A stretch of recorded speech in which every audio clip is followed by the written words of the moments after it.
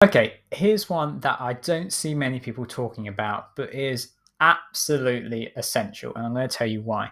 I'm in settings and I'm in general, and I'm going to tick the limit access to this app in run mode with username and password.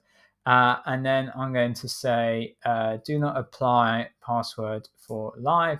Uh, because what this does is it means that if someone were to, if someone knows Bubble, then they're going to know that you can get to your dev version by going to whatever domain, subdomain your app is hosted on. So app.example.com, that's your live version. But if they were to go to app.example.com/version test, they're going to have access to your test version. Here's the issues. Your test version, you could be midway through building a feature that is broken, that exposes critical things that are of privacy concern that could do you or your app a load of damage because you're midway through making them and it's not perfected, it's not ready to launch, but someone could get access to that.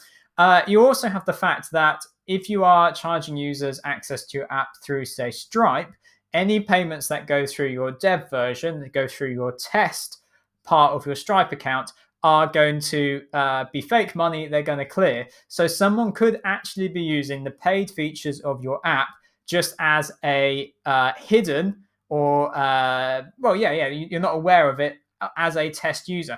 So what this will allow you to do is ensure that if someone goes to your dev version of your Bubble app, that they are greeted with a browser alert that insists for a username and password. This is separate, got nothing to do with the username and password that your user set up to access your app. This is kind of a bit of an old school, but still perfectly good from the olden days of the web.